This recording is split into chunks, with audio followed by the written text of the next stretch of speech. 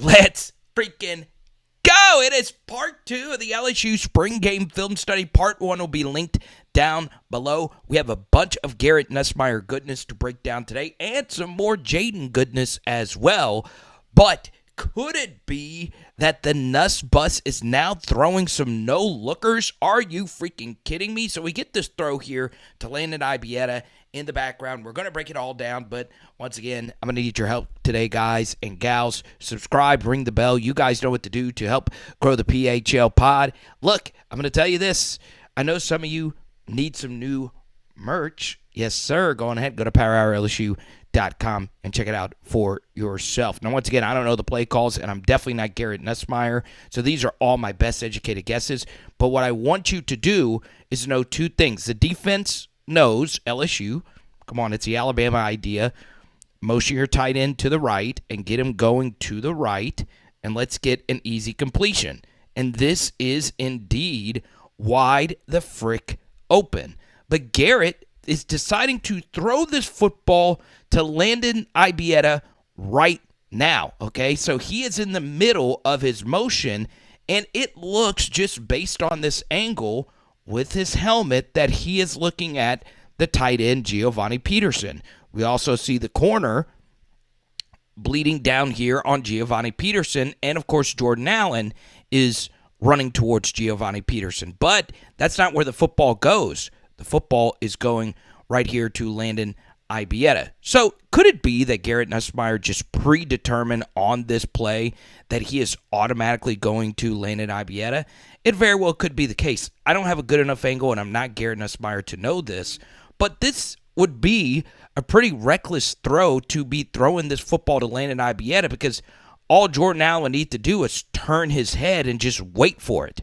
But no, I just think the helmet looks as if he's going to Peterson, and at the last second, with his arm angle, he decides to rip it to Ibieta. Now, it is in the same sight of vision. We're going to come back to this play a little bit later. I don't know. It's very interesting. You guys let me know in the comment section below. So I don't think it's a no look, because both these receivers are in his line of vision, but I do think it's a juke-ish with your throwing motion, if you will, right? It's just so tough to judge any kind of run scheme when you have so just for reference here, this is a walk-on, this is a walk-on, this is a walk-on at left guard, this is Borderline, who was a tackle, now he's a center, and Kibo McAnally, 3-star guard who's now a tackle, and you got a walk-on tight end. So, you can't really judge running schemes when, that's what you have out there at the offensive line, okay? Now, we are running counter, pulling this guy, and it just gets blown up right here by Braden Swinson. Bang! Good job, sitting in this gap. If I'm Trey, am I looking to cut this back right here? Maybe there's a way there, but he just gets blown up too badly by Swinson. Then he runs it to the back of his own offensive lineman. He actually did a good job making something out of nothing there. Trey did a really good job in this game just falling forward. I love the way he finishes his run, especially for a smaller back. So it sits up third here. All right, 3rd and 7. We get what we want here, okay? Inside leverage, all right, on Chris Hilton. Now, once again, inside leverage, you could see with the numbers. That's why I love LSU's painted field every 5 yard. You could see just based on where Chris Hilton is, he's a little bit more middle to the numbers, and this DB is shaded a little bit more to the outside of this numbers. So we want to, with our fastest player versus press, burn Welch off the line of scrimmage. Now, it looks as if there's safety help over the top. He bails center field, okay? Now, Garrett Nussmeier knows that's where he wants to go with the football, okay? So we got to throw this thing up to give our guy an opportunity. The protection is absolutely amazing here, and we just don't get that great of a throw, okay? it's underthrown, and Welch just dominated Chris Hilton on this rep. There's just no other way around it. Once again, with these goes, you don't want to get pushed towards the out-of-bounds line. You want to give as much room, especially to the boundary, for our quarterback to throw the football, okay? And we are running all goes across the way, okay? So, look at where this ball is located, and it just wasn't thrown out there far enough, and Welch just makes a really good play on it. That's a high-level play by the DB. One final thing here, if you're Nuss, is I would also go matchup hunting here, okay? Chris Hilton, who is having a rough day, we haven't completed any of these other goes. You look left right here, I would say pre-snap. I like this matchup here. Kyle Parker in the slot going up against a walk-on DB out of Edna Carr, Robinson, who had a good day overall. I would take a look at this matchup. We have more field to operate with. I know the safety bailed center field, so this isn't a bad option, but we could look left and then work back right to the seam, and you'll see right here that Parker definitely had a step on his DB. You go back to the Southern game last year, Nuss threw not one but two really bad interceptions. The play before Nuss's first interception, I felt as if he and Chris could have connected on a ball. So, you do begin to wonder the chemistry between those two players in particular because, Nuss works with the second team unit. So he and Chris throw to each other a lot. And in this game in particular, they just never could get anything going. Like Chris would be open, incompletion, then the play would be slightly covered, but it would be a really bad throw. I mean, there was so much of this just that you saw throughout this game. So you can see it from Nuss's vantage point. He sees the safety go straight center field, okay? So he knows this is where he needs to go. This is just really good stuff. You could just see the stripe on his helmet. See, it's center. So he sees that safety is center field, and then immediately he works back left to take advantage of this one-on-one over there. Once again, good pass pro. And, I mean, it's just good stuff right here by Welch. It really is. Okay? God, it's just good stuff. Alrighty, there he is, the GOAT, Slade Roy. Let's go. So here we go. We got Garrett Nussmeier working with the ones here. And this is just a really good throw to BTJ down the field. Okay? Our pass protection was just so freaking good with our first team group. And look at this. BTJ really had a good game. And this honestly wasn't Nuss's best throw. It kind of died there at the end, as you could see. But, honestly, on such a deep throw such as this from the opposite hash, let's just give it our guy a chance to make a play. Once again, play action works, even if the running game isn't killing it, and even if the fake isn't all that great, it just works. So we get a little bit of a fake right here. Max protection, just excellent stuff, and just nowhere to go. Nobody's getting off blocks. And look, if it's 4-on-7, we need our one-on-one matchup to win, and Will Campbell just eats Ovia Gufu alive right here, okay? That's just excellent. You can't play left tackle any better than that. Look at this pocket. Goodness gracious. Somebody give Garrett Nussmeier a lawn chair. Because he could just sit in the sun, baby. And then look at this ball. Really, really, really good ball right here. Once again, you would like it to be out to where BTJ could run into it. It's a deep throw. We know Nuss has the arm talent to get it there. But just excellent ball tracking right there by BTJ to run underneath it. Good stuff. You'll see it right here. I don't know. I wasn't able to see the full release. But J.K. Johnson was just lost right here. He is nowhere close to BTJ. And once again, yank him down. We brought that up with Johnson versus Malik Neighbors. If you are beat this badly, just tackle him, because it's a 15-yard gain compared to a bomb gain. And, yeah, you just don't want to give that up. All righty, we get a quick pitch to the left. And this is just really well executed.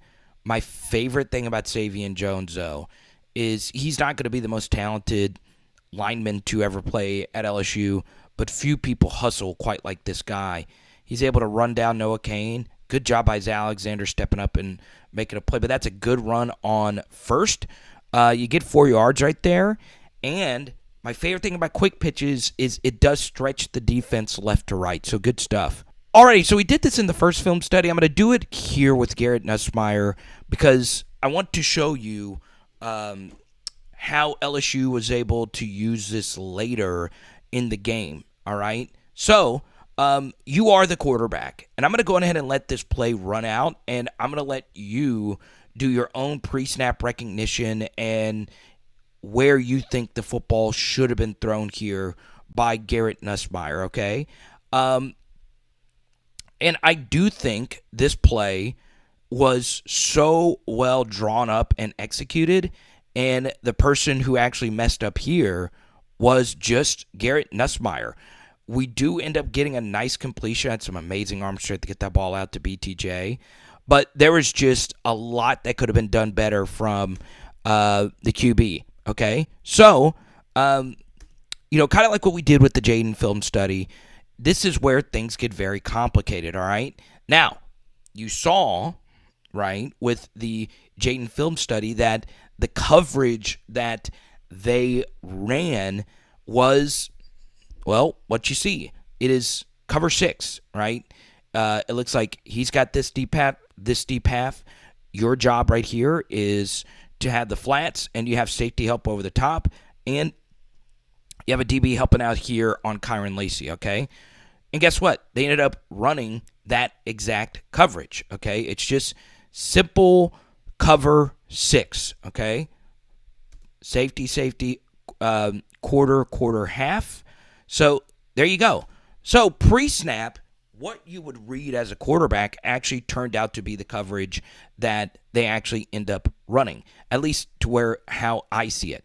Now, what he decides to do here is he's trying to see if this is going to open up to Malik Neighbors. It's just not, right? This route is never going to be open. Then, I don't know exactly why you would bail out to the right here when you have a crosser coming here and you have the wheel with Trey Holly here, or Noah Cain, down the sideline, okay? Pocket is absolutely clean right here. And this was some of the Garrett Nussmeier stuff that we saw versus Southern, okay? Yes, this collapses a little bit here with Will, but once again, this is something that I always see with Will Campbell. I've never seen an offensive lineman, when he gets bull rushed, fight his way back into a rep, okay? You could step up into this, and look at Will. It's just good stuff. We don't want to roll out to the right here with this defensive end just able to disengage right there, okay? So now look at where we are. We are in the red zone. It's 2nd and 6 from the 21, and we are now 14 yards away from the initial line of scrimmage, throwing a semi-fadeaway throw to the opposite hash. Okay, now the DB was so far off that you know this is going to be completed, and it was a really good throw, all things considered, with where Nuss decided to go with the football. But this is where he should have gone with this, okay? We are running a go right here, wheel right here, deep, shallow crosser. You see, this play actually works, all right? Omar Spates is yelling to Harold Perkins, hey, I'm passing the drag off to you. Because you see, Kyron Lacey is now in Harold Perkins' zone. But Harold Perkins also sees this running back wide open. So Perk is caught in no man's land. And this is a walk-in touchdown throw if you would have been able to sit in the pocket and throw this football right there. Now, some people would say that you would think that this end, if he would have stepped up right here, this end would have been able to disengage and just make this play. But I'm still a believer stepping up into the pocket more often than not is the right decision.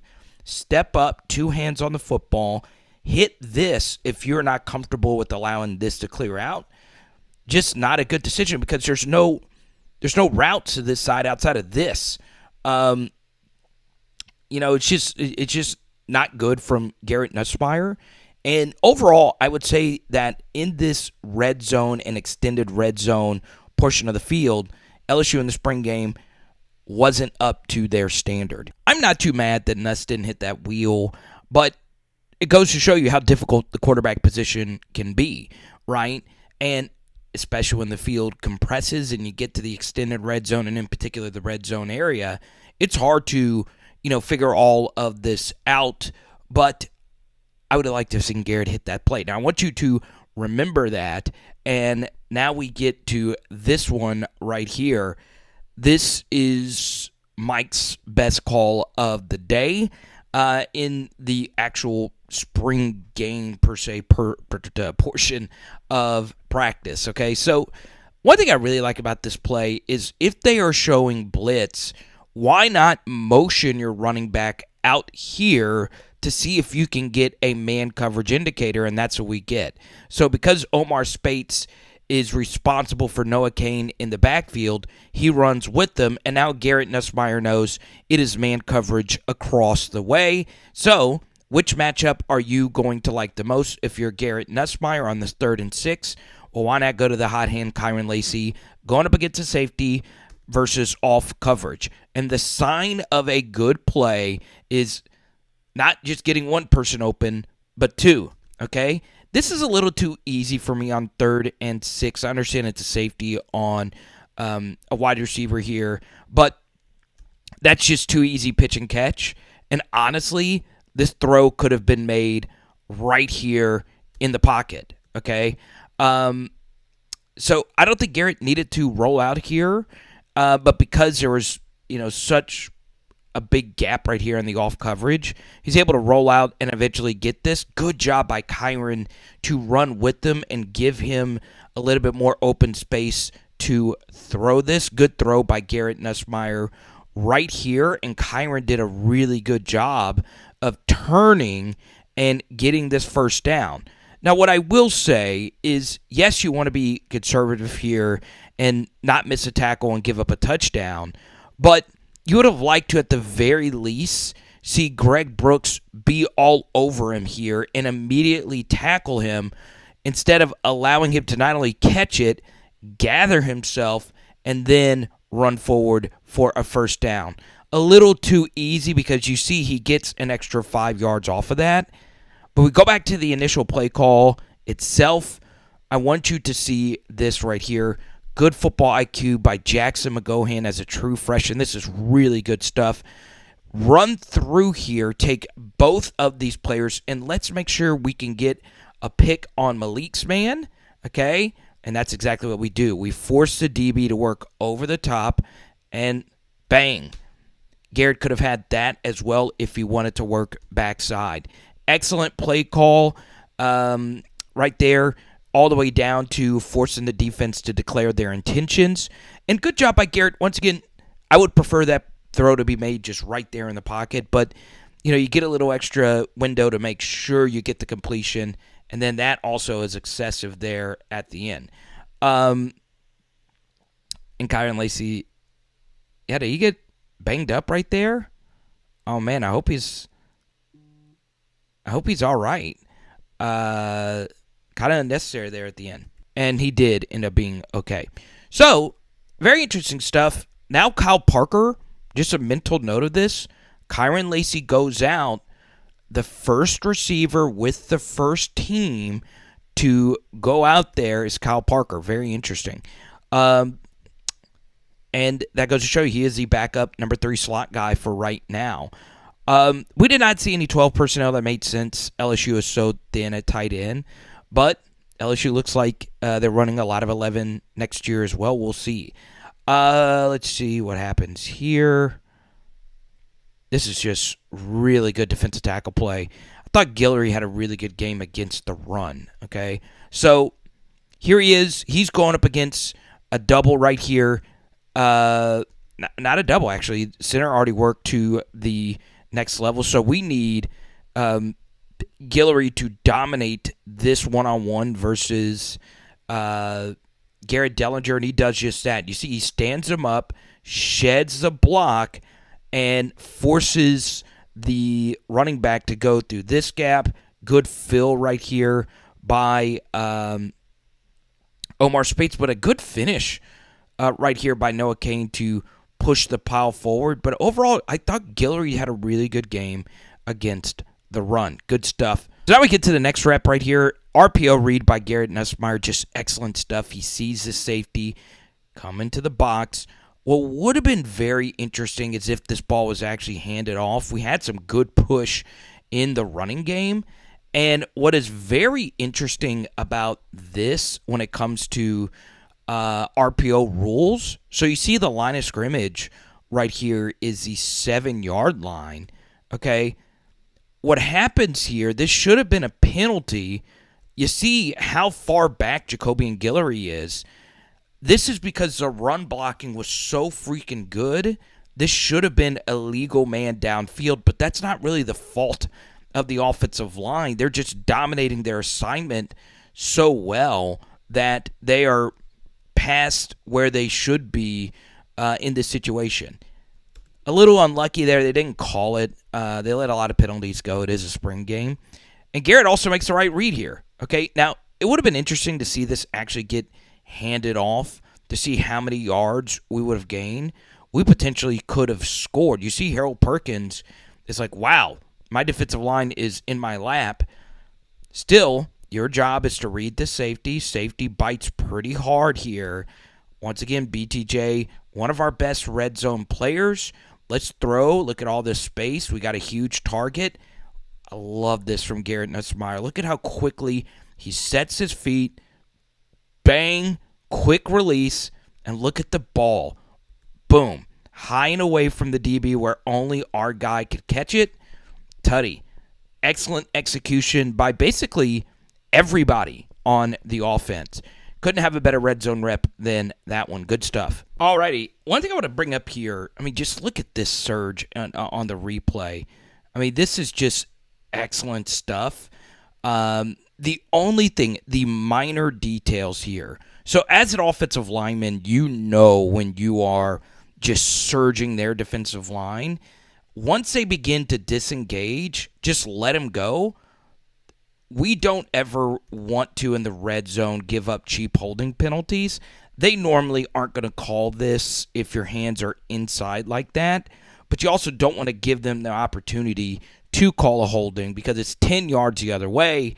We don't want to. So we move ahead here, and once again, it's Laterrance Welch.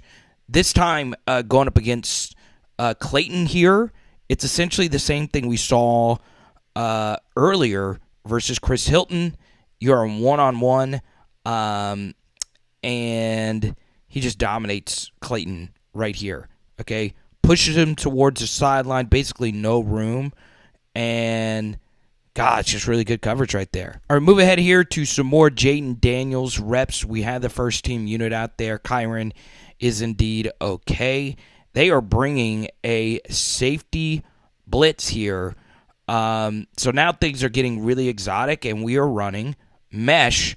And once again, it is the freaking offensive line just making all different types of plays. And then Kyron Lacey just continuing his amazing day for LSU, okay? So this was a play that we ran a lot last year in the spring game and just a lot in general. And Jayden really struggled with this play at times. So mesh is essentially we're running a drag here, and normally the tight end or someone is running a hook over the middle here. And the rail is the running back, okay? This is excellent stuff, all right? You always want to throw the football as soon as you possibly can. We get a little pick right here from the umpire, and Jayden actually throws this one perfect timing, leads his receiver to allow him to make a guy miss. But I want you to see Weeks right here. Gets juked out of his shoes, but look at the ability to keep his feet, not fall down, and come back and actually make that tackle. Really good stuff overall and a nice play on first. All right, I'll address this really quickly. The field goal kicking was atrocious. Ramos missed a couple. Dibert also missed one as well. I mean, there's just not a whole lot you could take away from it. It could have just been a bad day overall. It is interesting that two of them had rough outings, but you just got to let it slide for now. Alrighty, so now we get to the Landon Ibieta touchdown. I feel as if the spectacular play by Ibieta overshadowed a pretty big conspiracy I have about this play, and I need you guys to be really patient with me on this. So, obviously, the first thing we're going to just allow to be played is this unbelievable touchdown run and catch by Ibieta, okay? Not only, running, but also cutting and not losing speed on the play and taking this for a house call. Okay, Denver Harris, who initially slipped on the play, I really appreciate seeing this hustle for him to get back into it. So let's actually break this down, and I'll reveal the conspiracy here at the end, okay? Now, we are motioning Chris Hilton to the right, and normally you would think this to be a zone indicator, but Matt House does something exotic. They bring a delayed blitz from not only a second-level linebacker, but a second-level defender. Now, the good thing about this is Garrett Nussmeier throws the football quickly. He does a really good job setting his feet. And, if you're bringing a second-level blitz, it's surprising. Obviously, your protection can't pick it up because it's coming from such a far distance. But the hard thing about a second-level blitz is if you are going to throw it quick, oftentimes the ball gets batted down at the line of scrimmage. So, guess what? The ball doesn't get batted down at the line of scrimmage. More on that in just a second. We see Denver Harris fall down right here. Remember in the last film study, the Malik Neighbors dig route, Denver Harris just tripped on his own feet in the open field. And I initially thought he slipped on his own, but once again, I have a conspiracy about this play. I love the fact that Kyle Parker, I'm telling you, my favorite thing about this guy is it just seems as if he plays really fast. So once he sees the ball get caught, I want you to see, boom, look at how quickly he snaps his head to look for somebody to block and to immediately get downfield. And look at this key block. Boom, all right? That allowed Ibieta to have just a little bit more room to decide what he wanted to do with the football. I freaking love that hustle right there, okay? Now, Ryan Yates is your deep safety, true freshman. He played corner in high school.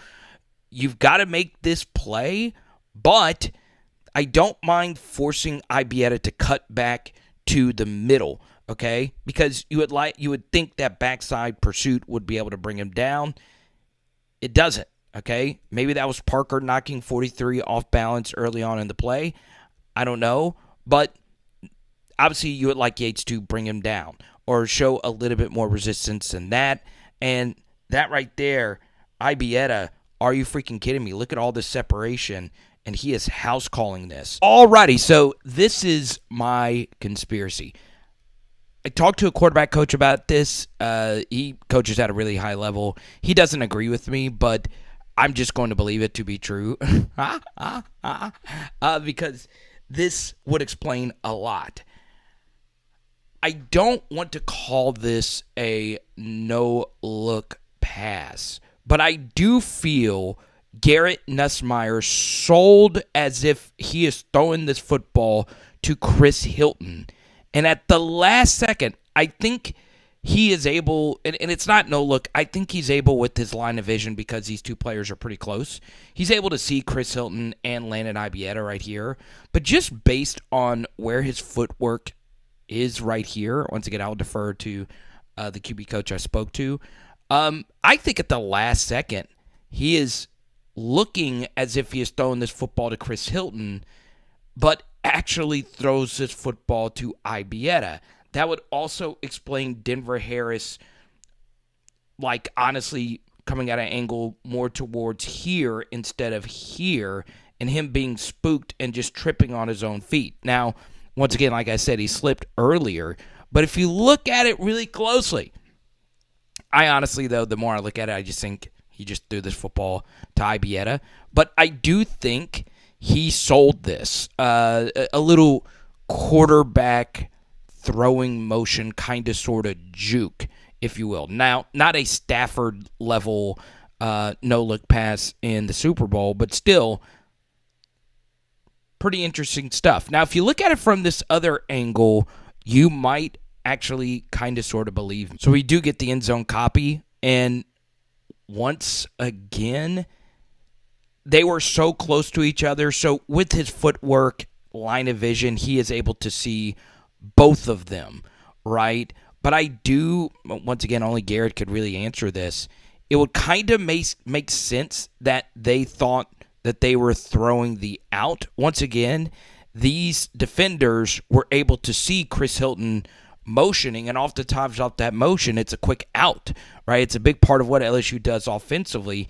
It would make sense since both the defenders actually jumped more towards this way, and Garrett Nussmeier knows with these two blitzing players, he's got to not only miss these two guys, but also miss Wiggins. So I think him looking to Chris Hilton, I think he juked these guys out, because I think he would have this jumping defender would have had a better angle on the Ibieta pass. I don't know. It might have just been a simple throw to Ibieta, and Nuss was looking straight at Ibieta, and maybe I'm just seeing something. I don't know. Only Garrett would know. But the bottom line is, whether it was that or it wasn't, Garrett Nussmeier, it is a relatively simple thing to do, but the execution of it was done at a high level with two blitzing players coming off the edge, throwing it quickly, getting the football to a playmaker and letting him do what he does. Some pretty good stuff right there from Nuss. I'll let you guys come after me in the comment section to call me an idiot, but I'm going to believe it. The Nuss bus. Gotta love it.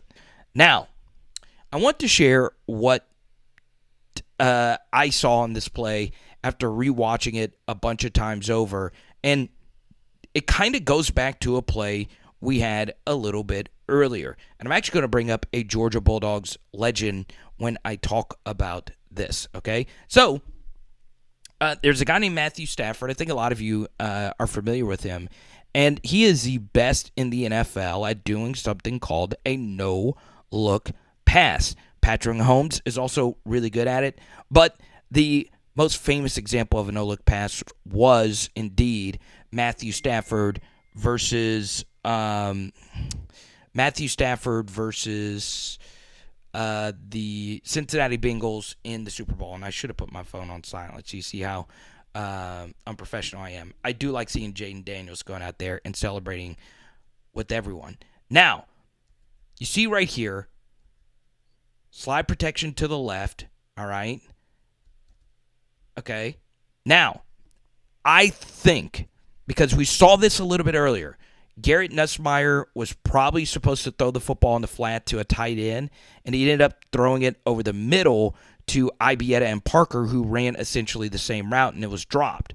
Okay? Now, what I think happened here is Garrett Nussmeier intended to throw the football to the flat to Chris Hilton, and it was covered, and then at the last second, it looks as if with his footwork and where his eyes were, it's kind of tough to see from this angle, it looks as if at the last second, because Weeks is right here and there's two defenders, he decides to throw this football to Ibieta, and that would actually make sense because Denver Harris was already running in this direction towards Chris Hilton, who was throwing the football to the flats.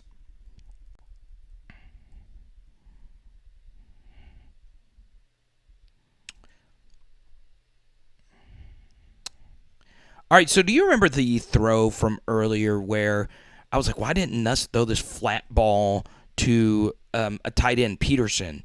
And he ended up throwing the football to Ibieta and Kyle Parker, who ran the same route in the same spot. I think Nussmeier actually did throw a no-looker here. Okay, he sees the pressure, and just based on where his head is, could it be argued that he was trying to throw this football here to Chris Hilton, and then at the last second actually threw this football to Ibieta? Just a conspiracy, okay? Because, look, the DB was all over this ball to Chris Hilton, and it would explain why Denver Harris was running in this direction and got spooked and just kind of tripped on his own feet. I think Denver Harris saw Nussmeier's eyes throwing it to Hilton, and he just kind of tripped on his own feet. Now, that may not be the case because we saw Denver Harris trip on his own feet earlier versus Malik Neighbors on that dig, but let me show you another angle here.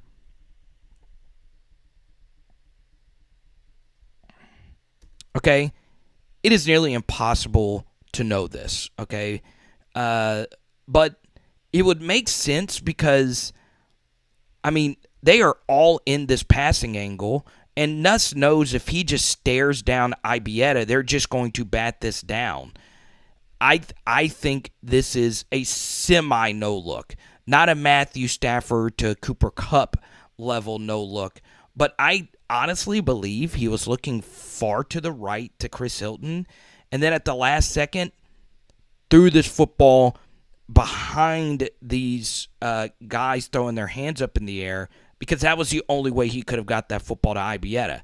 If he is staring directly at Landon Ibieta, Weeks probably would be able to have blocked that ball a little bit easier. But I think Weeks saw his eyes and jumped in the direction of where Hilton was, and I don't know. And that would also explain why Denver Harris was already pursuing towards this angle instead of going straight at Ibieta. I don't know. Only the players know this. Only Garrett Nussmeier knows this. I kind of want to reach out to figure that out. Still, either way, you don't want your DB falling down like this. But you could tell it doesn't really look like he just slips. It just looks like he just got spooked and thought the ball was going there. Still, rough day. Rough day for Denver Harris. But I don't know. You guys let me know in the comment section if you actually believe that to be true. Maybe I am totally wrong on this. I don't know. Still, good job by Nuss to avoid 3 players, Wiggins, Weeks, and Robinson, and still finding a way to get the football out to Landon and allowing Landon to make a big-time run after the catch. All right, here we go. We move ahead to Jayden Daniels' next series. And here he is throwing a deep shot to BTJ. And clear underthrow, but also clear pass interference, okay? Now, is this the worst thing in the world? No. Garrett didn't throw the best deep ball to BTJ versus J.K. Johnson either, but it was far enough out there for him to actually run underneath it and make a catch. This is a underthrow. We do get a pass interference, but obviously that needs to be a better throw and just out there for BTJ. Like we said earlier, this is at least a step in the right direction. If you're getting beat, just tackle him. Okay, we prefer the 15 yards than the completion all day, every day. All right, here we go. We're pulling, and yeah, everything's just covered. Once again, Guillory versus the run was good. First team offensive line, too. He sits, fights over this, squeezes this down, and Omar Spates does a good job just stopping this. Good stuff. Really good rep right here by Jayden Daniels. Okay, they're bringing an exotic safety blitz right here, and once again, everything is picked up. Okay, we ran this play versus UAB. We were running a deep over here, and Malik is making a 45-degree angle cut over here. and the ball is supposed to go to Malik. This is a long developing play, so we do need to max protect it, and it works, okay? They bring a safety blitz. It doesn't matter. Simulated pressure does absolutely nothing, all right? Now, we don't have the all-22, but I can guarantee you nothing is probably open, and you'll see nothing is open, all right? If we get this right here, we want Jayden to run it every time unless someone tripped and they are just so blatantly wide open. If you're a pocket quarterback, just hit this. But Jayden is such a talented runner. We want Jayden with all this open space to take these yards every single time. But that's why you got to hit some of those deep shots to open up that rushing space. So really good offense right here by Jayden. And just, once again, an overall good day for JD. Bah! Looking at you, making sure you are wide awake. I hope if it's in your heart's desire to drop a donation. Sometimes these film studies do get demonetized. They do take a long time. And I am incorporating some new tactics to make this funner for you, right? Because I don't want this to feel like I'm the only one talking, even though I am. I want this to be as interactive as we possibly can. And right now, what I'm going to do is just run this concept in the background. Just a hint, LSU ran this concept earlier with Garrett Nussmeier, and I want you to tell me what is the name of this play design. Here's a major hint. This is a Mike Leach staple, okay? Air raid concept here. So, there's a lot that I really liked about this play, and if you've guessed that this passing concept is called mesh, you are correct, okay? Now, everybody has... I don't think Brian Kelly actually calls this play mesh. People have different terms for different things, but the universal concept here is this is called mesh, okay? We're running drag right here, comeback route over the middle, and rail. This is actually called mesh rail, where the running back runs a rail up the sideline, okay? So, guess what? We have the perfect call here versus this defense. The best defensive formation for a team to be in to run mesh is, honestly, in my opinion, one high. And that is what they're doing. They're running cover one, deep safety over the top. And because man coverage, you have to run with your defender, DB has to run through all this traffic to come defend Kyle Parker here. And look at what that mesh created. This is what we want. Plays that generate this type of separation. Now, why did everything get that open? Well, Javian Toviano, a true freshman, going up against Kyle Parker, a true freshman, he's got to run with Kyle Parker, and he is the underneath route on the mesh. Okay, so he's got to run around all this traffic to get to Kyle Parker.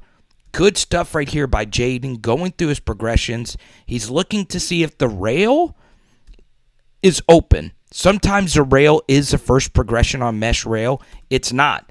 Now look at how quickly he gets off of that and finally gets to here, and boom, we hit Kyle Parker right there. And once again, it could always be a half second quicker, but we got it there. Now, we need Kyle Parker right here to make at least one defender miss, and he does. He burns Toviano here. Toviano had a long way to run, and it really wasn't close. Now, the next step for Kyle Parker is making this safety miss.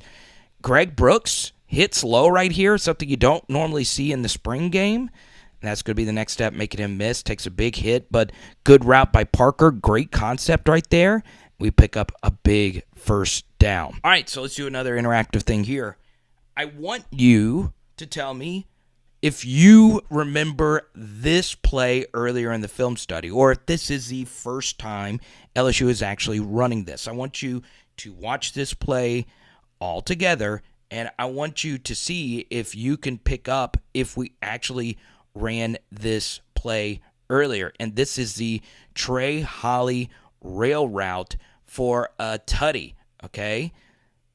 Now, do you remember this concept from earlier? Well, if you guessed the Garrett Nussmeier mistake, you are correct. Okay, so remember earlier, Garrett Nussmeier saw this exact coverage. Things get very difficult for the defense. Remember earlier, Omar Spates relayed to Harold Perkins, pick up this crosser. Well, this time Weeks isn't close to this crosser or the running back here. That's because Malik Neighbors did a good job drawing the corner out of this space, and we actually hit the rail. We wish Garrett would have hit that rail earlier. This time, we hit the running back on the swing rail, whatever you want to call it, for a tutty. Good execution right there by Denbrock to come back to this play a little bit later. Good job by Trey Holly finishing the run, and good job right there by Jayden Daniels throwing to the right player. Now, I will say the protection was better than when Garrett Nussmeier ran this play earlier, but still, good job coming back to the play and finally getting it to work. Now, I thought it was interesting that LSU elected to go for 2 here and actually run an elaborate play, okay? Now, what's interesting is this looks like the Alabama play all over, okay?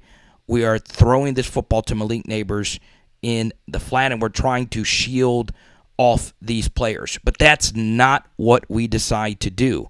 Instead, Malik Neighbors running to the flat, it looked as if BTJ is just trying to shield it. He does a good job delaying the route, and this actually is essentially a flood concept to the right on this rollout. So Malik, instead of just standing still, bends off on his route, and Jayden is supposed to find BTJ right here. And look at where this ball was thrown. Goodness gracious. Jayden rolling out to his right. Look at this. They actually do a good job picking this up. And BTJ, once again, probably our best red zone receiver. Look at that right there from Jayden freaking Daniels. Are you kidding me? Versus Zy Alexander, who had a pretty decent day overall. And we get the Angel Reese dance. Oh, man. This is just so good. I love it, man.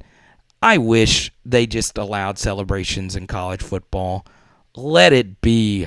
Let the kids have fun. I love it. So, I hope you enjoyed this film study today. There's Harold Perkins. I love seeing that after the Week's pick 6. Can't wait to see Deshaun Womack get his opportunity to play. Now, a lot of you have noticed we have not broken down any of Rickie Collins' snaps.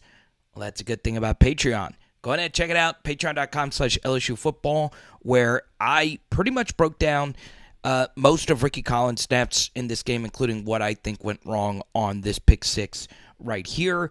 But if you guys want me to do, I only did a few plays. If you want me to do a full Rickie Collins film study, please just let me know in the comment section down below. And I highly recommend you join the Patreon. You get Discord benefits, you get one-on-one chats with me, and so much more.